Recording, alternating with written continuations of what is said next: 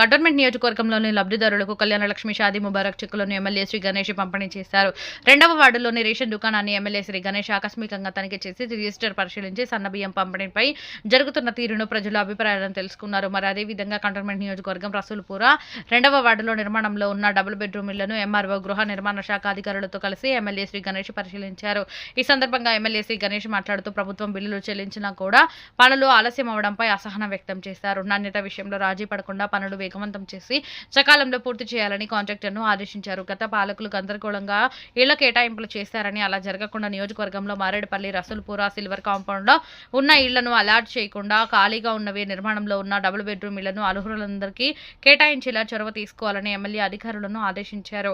ఈ కార్యక్రమంలో Secunderabad MRO Pandu Naik, housing department AE Mahesh, EE Ravinder, Congress party నాయకులు, కార్యకర్తలు, మహిళలు పాల్గొన్నారు.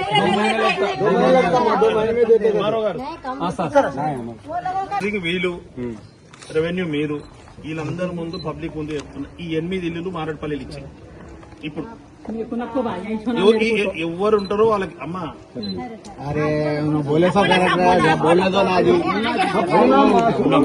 ఎవరు ఇంట్రెస్ట్ ఉంటే వాళ్ళకి 8 మారేడుపల్లిలు ఇచ్చేయండి. మిగతాది వీళ్ళకి ఎవరు రాసుకుంటారు. ఇప్పుడు మారేడుపల్లి ఎట్లా పంచాయతీ ఉంది, సిక్విలేజ్ ఎట్లా పంచాయతీ, నాకు అట్లా పంచాయతీ వద్దు. ఇప్పుడు ఆ సిల్వర్ కంపౌండ్ ఉంది కదా, దాంట్లో ఎవరెవరు ఉన్నారు ఎంతమంది చూసుకోండి. ఇవాళ ఫైనల్ పబ్లిక్ చూస్తారు, మీరు చూస్తారు. సబ్స్కే సామ్నే బోల్డర్ ఇక్కడ రానోళ్ళకి మారేడుపల్లిలు ఇచ్చేయండి. సిల్వర్ కాంపౌండ్ లో బ్యాలెన్స్ ఉన్న వాళ్ళకి మారేడుపల్లిలు ఇచ్చేయండి. ఏదో మీరు హౌసింగ్ ఇప్పుడు మీరు చేసే వాళ్ళంతా బెనిఫిషియరీస్ ని మీరు ఇప్పుడే సెలెక్షన్ చేసుకొని కంప్లీట్ చేసుకోండి. ఇప్పుడు ఇది ఇల్లు అయినాక తర్వాత ఆ పంచాయతీ పెట్టుకోకండి. అది కూడా ఇప్పుడే ముగించుకుంటే అప్పుడు ఇలా పట్టాలు ఇచ్చేయచ్చు, పొజిషన్ సర్టిఫికేట్ ఇవ్వచ్చు.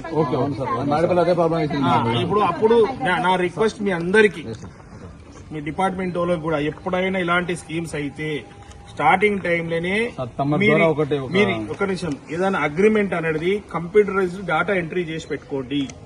ఎవరు ప్రభుత్వాలున్నా, ఎవరు ఆఫీసర్లున్నా, ఎవరు ఎలక్టెడ్ రిప్రజెంటేటివ్ ఉన్నా ఈ ఒప్పందం అనేది కంప్యూటర్ లో డేటా ఫిక్స్ అయి ఉంటే పర్మనెంట్ గా సొల్యూషన్ అవుతుంది. లేకుంటే మీరున్నప్పుడు ఒకలాగా, మీరుంటే ఈమెకి ఇచ్చి, ఈయన వచ్చినాక ఈయనకి ఇచ్చి, వీళ్ళిద్దరి మధ్యలో పంచాయతీ అయి ఆ పెండింగ్ ప్రాజెక్ట్ కాకుండా ఏమండి ప్రాజెక్టు విత్ ఇన్ టైము ఎవరైతే రియల్ గా బెనిఫిషియర్ ఉందో వాళ్ళకి ఇస్తారు చూడాలి. కాబట్టి ఇప్పుడు ఇవాళ మీరు వర్కౌట్ చేయండి. మీరు దీనికి ఎంతమంది ఉన్నారో వాళ్ళది బ్యాలెన్స్ ఉన్న వాళ్ళది వీళ్ళని అన్ని పిలిచి అడగండి.